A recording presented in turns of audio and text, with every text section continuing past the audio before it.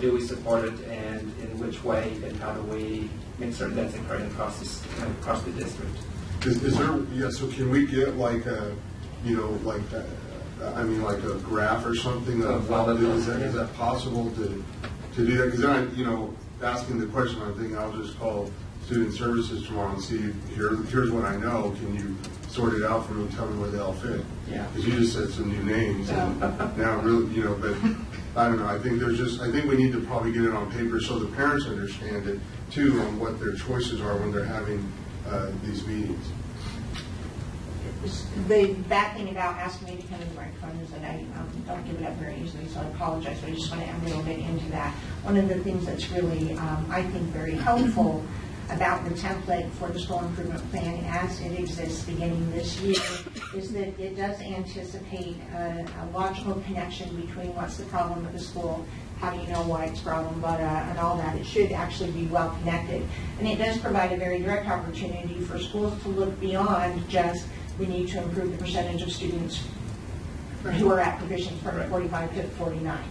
So you will actually see in many of the cases attention to areas that may not have been thought of under the old templates and putting that together. And then the other thing that I would add to that goes back to a comment that was made by Mr. Eint from Hillside in response to a question that Board Member Bennett had, and that is, I didn't know that data was available. And actually, we have more data than anyone. We're amazing. So it's knowable. It's absolutely knowable. And if we have an issue where we're questioning, is the bullying perceived or is it real?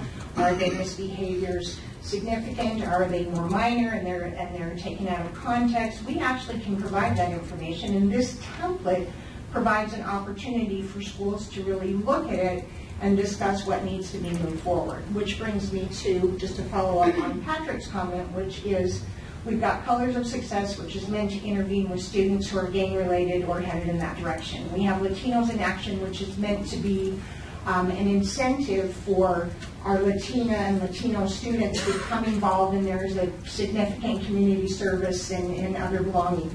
Techniques for Tough Times is about learning social skills, and it's not meant as an intervention program. So to your question of what are these various things and how do they fit in, I wish I could say that if you went to student services you would get it, but some of them are curriculum and some of them are counselors. Right. But the most important thing is to remember, if it's data that you need, request the data and give us the time to look at it and actually figure out what question you're asking. It doesn't happen overnight. Mr. Ryan said it's really arduous to get that data, but it's knowable if we ask the question in the right way and really dig in, and then to use the structure that we have in place to really attack the problems that actually exist in our buildings as opposed to what the street definition might be. And parent compacts are a point of policy, not